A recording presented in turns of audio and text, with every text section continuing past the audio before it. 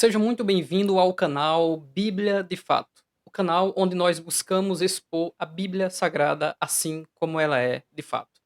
Neste vídeo, nós veremos 10 motivos bíblicos e históricos do porquê o povo denominado de palestinos não são os herdeiros da terra prometida.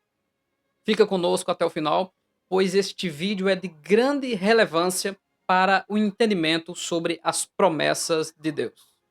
E o nosso primeiro ponto é a perversão dos textos bíblicos em relação à posição de Israel quanto às promessas de Deus, feitas por duas traduções ou duas versões da Bíblia Sagrada, que é a Bíblia de Formação Renovare e uma versão do Novo Testamento chamada A Mensagem. Eles ignoram peremptoriamente os textos de Ezequiel 36 e 37, também os textos de Jeremias capítulo 31, e também que o Vale dos Ossos Secos, que o próprio capítulo 37, versículo 11, diz que é toda a casa de Israel. Eles fazem outros tipos de interpretação influenciados pela teologia da substituição, que pessoas ditas cristãs de uma teologia liberal interpretam de forma equivocada os textos sagrados. Segundo ponto, nunca existiu uma terra chamada Palestina, e sim Canaã. Em Gênesis, no capítulo 12, Deus chama Abraão com 75 anos de idade para uma terra que Deus lhe mostraria. E Deus fala com Abraão em detalhes qual será essa terra no momento em que ele está dentro dela e que esta terra será herdada pelos seus descendentes.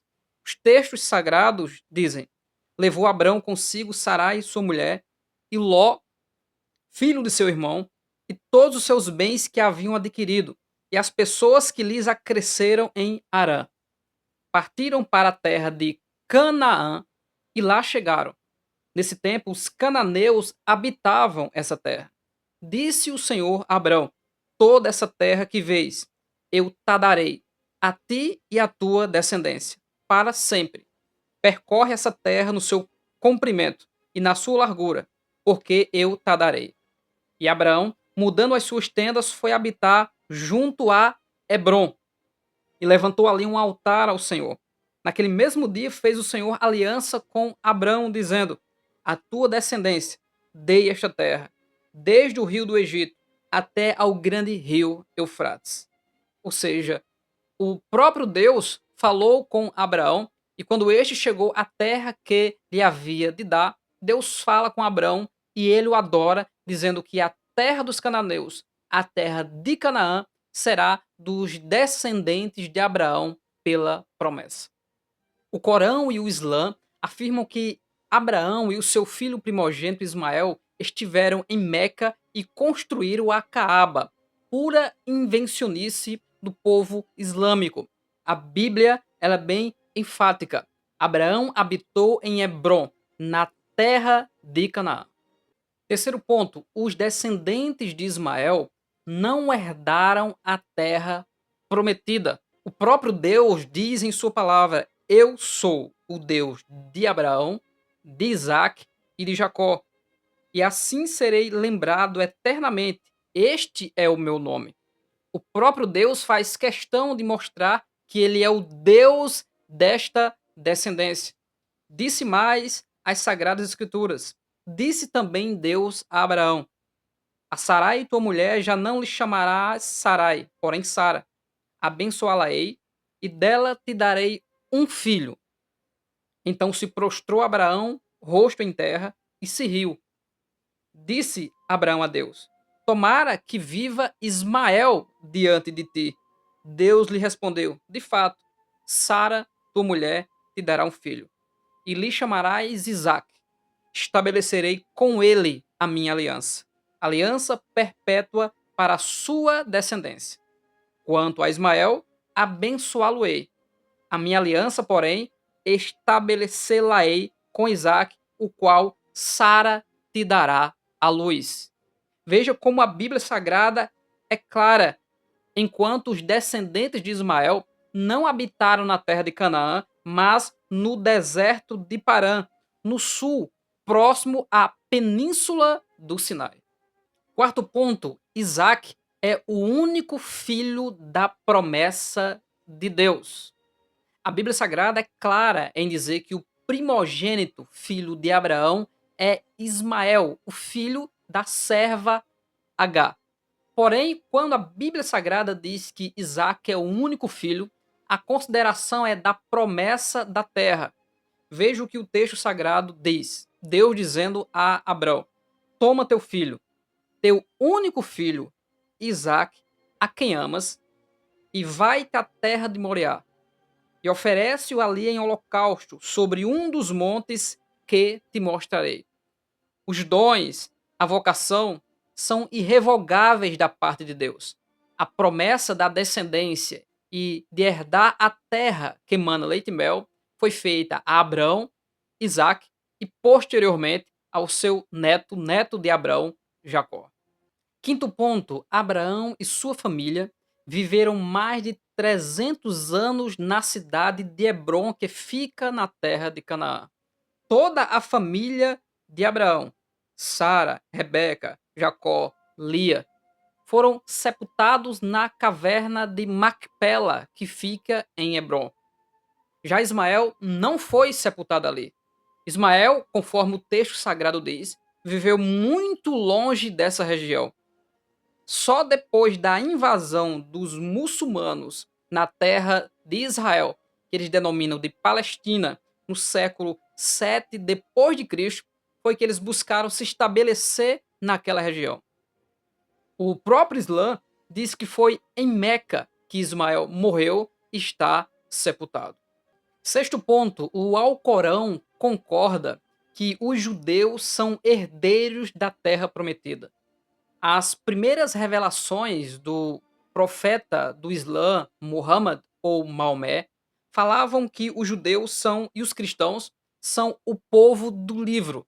Depois, por ele não ter sido aceito como ele queria como profeta, o tom do Alcorão agora mudou. Os muçulmanos dizem que a Bíblia foi corrompida para parecer que os israelitas são os herdeiros da terra prometida. Mas veja o que diz o próprio Alcorão sobre os judeus e sobre a terra prometida. Eles concordam que a terra que Deus deu, a terra de Canaã, ela pertence aos judeus. E isso é impressionante. Além do Corão afirmar que o Deus dos judeus é o verdadeiro Deus. Interessante que o Alcorão não faz aparecer o nome Palestina nenhuma só vez no seu livro sagrado. Sétimo ponto, a revelação da escravidão no Egito dos herdeiros da terra prometida.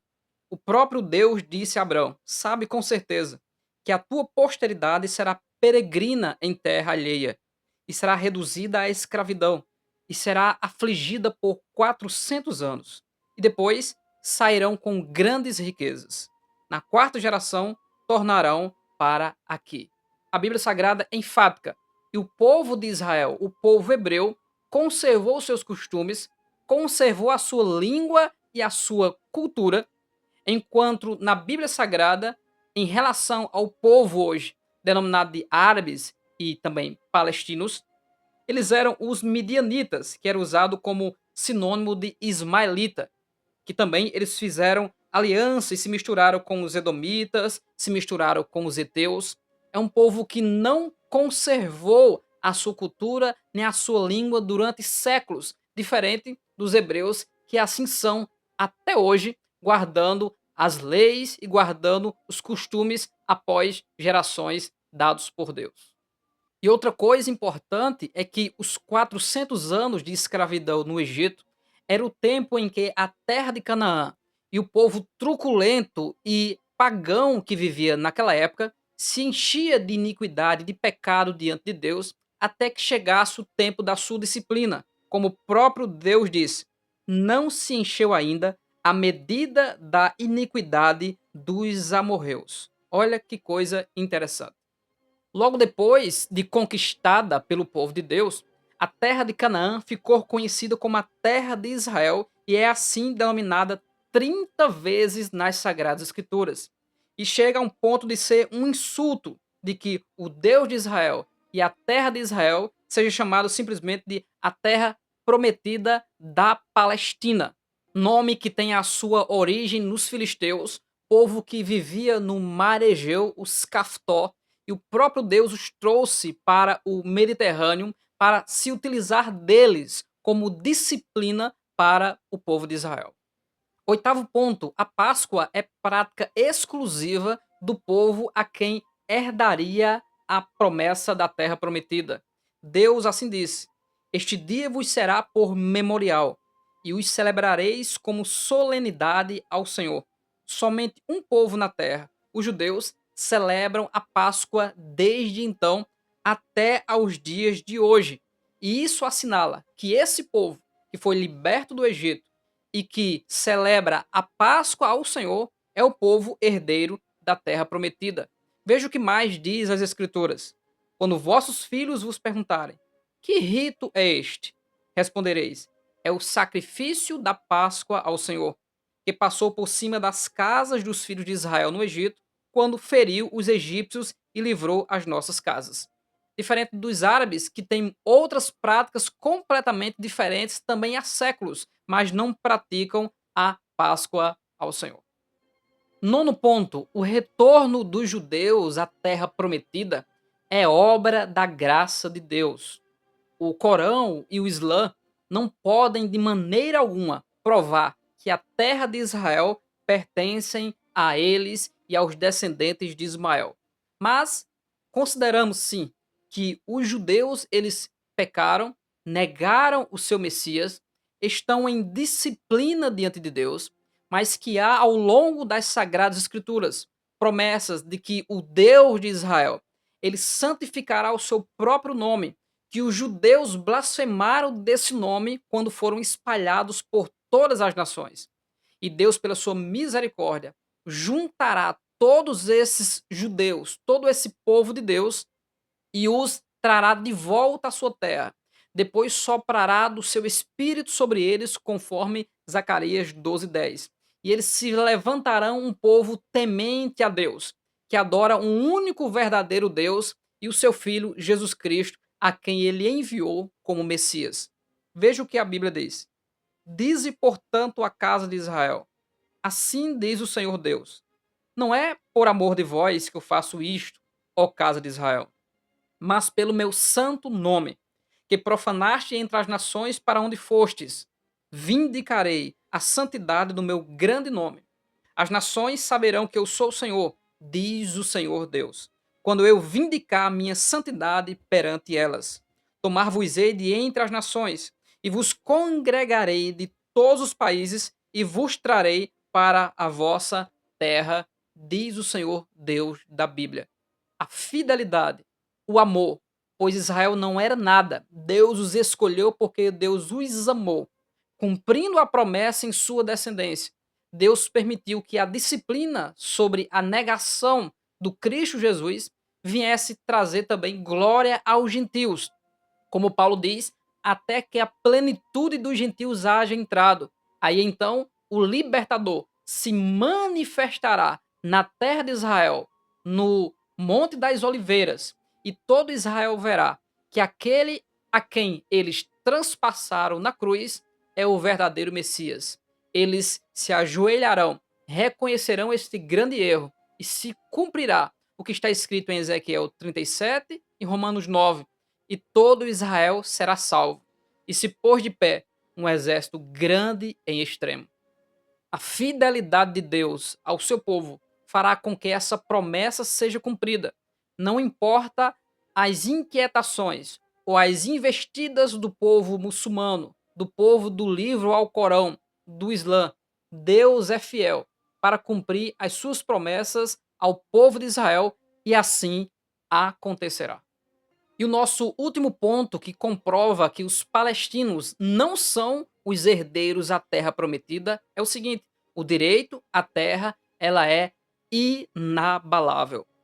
Logo em 1948, quando Israel passou a ser um estado, Davi Ben-Gurion, que foi o primeiro ministro a ocupar esse cargo na nação de Israel, ele disse, apoiado no que está escrito nas Sagradas Escrituras: abre aspas, nosso direito a esta terra e sua totalidade é inabalável, inalienável e eterno. Esse direito não pode ser perdido sob nenhuma circunstância. Os israelitas não têm poder nem jurisdição para negá-lo às futuras gerações.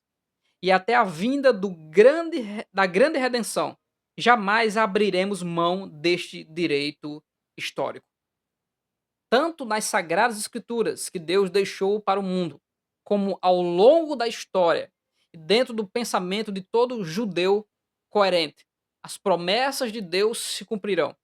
Tudo o que Israel vive hoje faz parte do plano de Deus para remir a esta nação, escolhida primeiramente para ser a luz para todas as nações, e que em Abraão, ou seja, na descendência de Abraão, todas as famílias da terra seriam abençoadas, inclusive os árabes e os palestinos, que hoje reconhecem o Filho de Deus, Jesus Cristo, como Senhor e Salvador da humanidade. O próprio Cristo declarou em João 8: ainda antes que Abraão existisse, eu sou. Ele exultou por ver o meu dia, viu e alegrou-se. Jesus Cristo é descendente de Davi, que por sua vez é descendência de Abraão. A promessa se cumpriu em Cristo Jesus. E o mesmo disse: e quando eu for levantado, todos atrairei a mim. Glória seja dada ao Deus de Israel, ao Deus de Abraão, de Isaac e de Jacó. Se você gostou deste vídeo, se inscreva, deixe o seu like, não se esqueça de deixar o seu comentário, que o Deus Todo-Poderoso vos guarde e vos abençoe em Cristo Jesus.